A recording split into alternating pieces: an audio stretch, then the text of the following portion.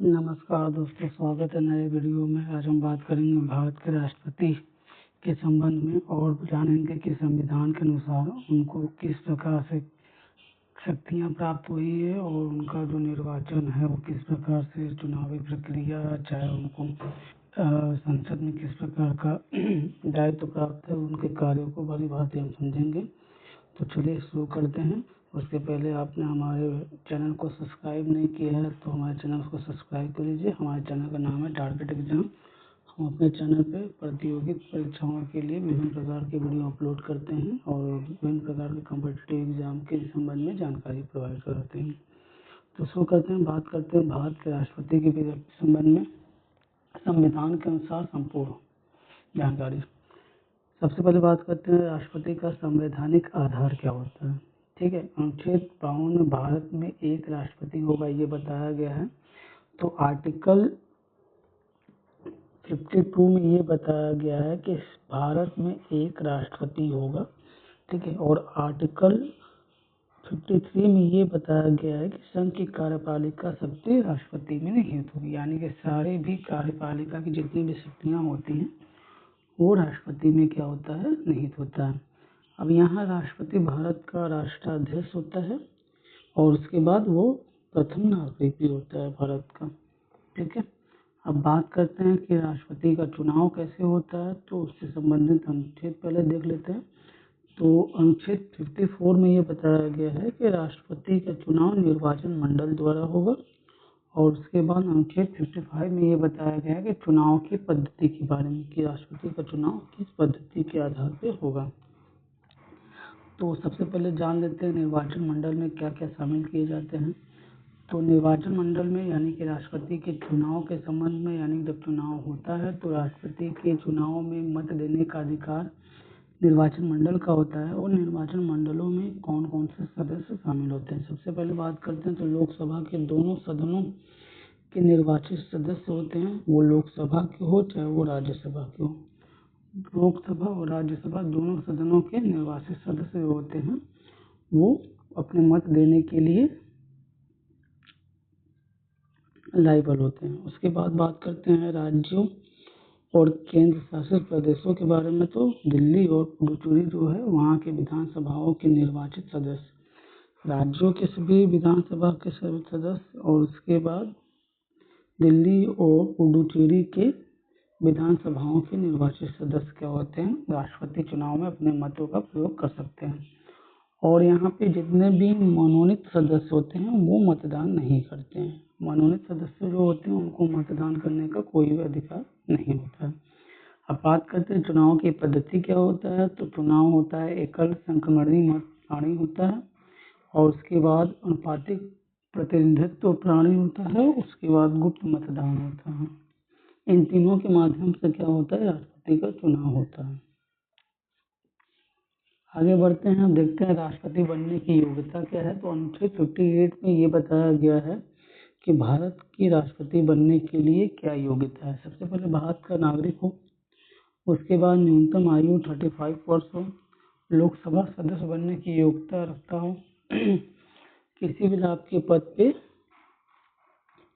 न हो। ठीक है, तो ये चारों जब कोई भी व्यक्ति चारों भी जो शर्त है उसको फुलफिल कर लेता है तो वो भारत के राष्ट्रपति बनने की योग्यता रखता है। अब भारत के राष्ट्रपति का कार्यकाल देखते हैं। भारत के राष्ट्रपति का कार्यकाल अनुच्छेद 56 में बताया गया है, जो कि 5 वर्ष हो सकता है। और जो भारत का निर्वाचित हो सदस्य राष्ट्रपति बना है वो दोबारा से पुनः निर्वाचित हो सकता है। कार्यकाल समाप्त होने के बाद नया राष्ट्रपति चुने जाने तक वो अपना क्या करेगा, कार्यभार संभालता रहेगा। अब बात करते हैं शपथ का। तो शपथ अनुच्छेद 60 में बताया गया है, राष्ट्रपति को शपथ भारत के मुख्य न्यायाधीश दिलाता है और अगर CJI यानी कि चीफ जस्टिस ऑफ इंडिया नहीं रहते हैं तो सर्वोच्च न्यायालय के वरिष्ठ न्यायाधीश शपथ दिलाते हैं राष्ट्रपति को। आगे बढ़ते हैं, अब बात करते हैं वेतन और भत्ते। राष्ट्रपति के वेतन और भत्ते से संबंधित अनुच्छेद 59 है, जिसमें ये बताया गया कि राष्ट्रपति का वेतन 5 लाख होगा और कार्यकाल के दौरान वेतन किसी भी दशा में कम नहीं हो सकता है। राष्ट्रपति की शक्तियों के बारे में देख लेते हैं। तो राष्ट्रपति को किस किस प्रकार की शक्तियाँ प्राप्त हुई? सबसे पहले तो कार्यपालिका शक्ति प्राप्त है, दूसरी विधायी शक्ति प्राप्त है, तीसरी अध्यादेश जारी करने की शक्ति प्राप्त है और चौथा वित्तीय शक्ति प्राप्त है। तो कार्यपालिका शक्ति में राष्ट्रपति प्रधानमंत्री नियुक्त करता है, प्रधानमंत्री परिषद नियुक्त करता है, राज्यपालों की नियुक्तियों करता है। उसके बाद विभिन्न प्रकार के अटॉर्नी जनरल जो कैग होते हैं, यूपीएससी के अध्यक्ष होते हैं, इनकी सबकी नियुक्ति करता है। विधायी शक्ति में देख लेते हैं तो संसद का अधिवेशन बुला सकता है, स्थगित कर सकता है, लोकसभा भंग कर सकता है, संसद द्वारा पारित विधेयकों पर हस्ताक्षर कर सकता है, अध्यादेश जारी कर सकता है। ये विधायी शक्ति है राष्ट्रपति की। अब अध्यादेश जारी करने के अनुच्छेद 123 है, संसद का सदस्य न होने पर अध्यादेश जारी कर सकता है। अध्यादेश का प्रभाव कानून के समान होता है। अध्यादेश बेसिकली वो समय होता है जब संसद की बैठकें नहीं होती है तो राष्ट्रपति अध्यादेश जारी करके कोई भी कानून बना सकता है और उसको लागू किया जा सकता है। वित्तीय शक्ति में देख ले तो बजट राष्ट्रपति की अनुमति से ही प्रस्तुत किया जाता है और धन विधेयक की अनुशंसा ही राष्ट्रपति भी करता है। ठीक है। न्यायिक शक्तियों में देख ले तो राष्ट्रपति को न्यायिक शक्ति अनुच्छेद 72 के अंतर्गत दिया गया है, जिसमें क्या है, क्षमा शक्ति, क्षमादान, दंड स्थगन, लघुकरण, परिवर्तन, दंड विराम, विभिन्न प्रकार के ये राष्ट्रपति को शक्तियाँ दी गई हैं। सैनिक शक्तियों की बात की जाए तो राष्ट्रपति भारत के तीनों सेनाओं का प्रमुख होता है। उसके बाद कूटनीतिक शक्तियों की बात करें, राष्ट्रपति राजदूतों की नियुक्ति करता है और विदेशी प्रतिनिधित्व का भी प्रयत्न स्वीकार करता है। बात करते हैं आपातकालीन शक्तियों की, तो राष्ट्रपति का आपातकालीन शक्ति अनुच्छेद 352 में बताया गया, जो कि राष्ट्रीय आपातकाल है। राज्य आपातकाल की दशा में राष्ट्रपति शासन लग सकता है 356 के अनुसार। वित्तीय आपातकाल अनुच्छेद 360 है। बात करते हैं राष्ट्रपति को हटाने की प्रक्रिया यानी कि महाभियोग अनुच्छेद 61 में दिया गया है। अब राष्ट्रपति के ऊपर महाभियोग तभी लगाया जा सकता है जब राष्ट्रपति संविधान का उल्लंघन करे। ठीक है। या संसद के किसी भी सदन पर प्रस्ताव पारित किया जा सकता है और दोनों सदनों में विशेष बहुमत के आधार पर ये अभियोग पारित किया जा सकता है। बात करते हैं रिक्ति अनुच्छेद 65 का रिक्ति के बारे में दिया गया। राष्ट्रपति का पद रिक्त होने पर उपराष्ट्रपति कार्यवाहक राष्ट्रपति बन जाता है और 6 माह के भीतर चुनाव कराना अत्यंत आवश्यक है। कुछ महत्वपूर्ण अनुच्छेदों के बारे में जान लेते हैं। जैसे 52 है, 52 में राष्ट्रपति के बारे में बात किया गया है। 53 में कार्यपालिका शक्ति के बारे में बात की गई है।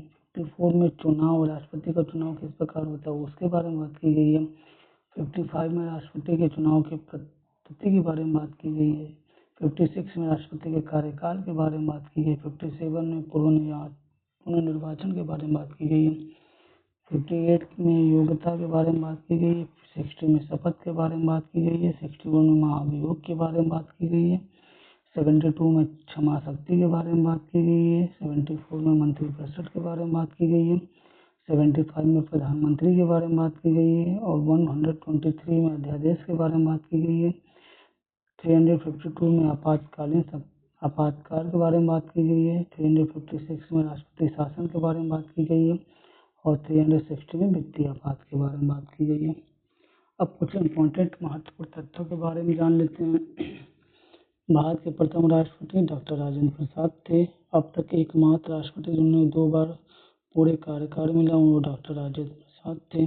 वर्तमान राष्ट्रपति द्रौपदी मुर्मू जी हैं। राष्ट्रपति का आधिकारिक निवास राष्ट्रपति भवन होता है। राष्ट्रपति को भारत का संवैधानिक प्रमुख कहा जाता है। अब कुछ इम्पोर्टेंट वन लाइनियाँ जान लेते हैं। राष्ट्रपति का चुनाव अनुच्छेद 54 के तहत होता है। कार्यकाल 5 वर्ष होती है। क्षमा शक्ति अनुच्छेद 72 में दिया गया है। अध्यादेश जारी करने का अधिकार अनुच्छेद 123 के अनुसार मिला है। महाभियोग अनुच्छेद 61 से लगाया जाता है और राष्ट्रपति शासन अनुच्छेद 56 से लगाया जाता है। दोस्तों, आज राष्ट्रपति के बारे में हमने संपूर्ण जानकारी देखा। तो अगर आपको वीडियो पसंद आया होगा तो हमारे वीडियो को सब्सक्राइब करें और हमारे टेलीग्राम को ज्वाइन कर लीजिए, जिसके माध्यम से आपको PDF मिलता है।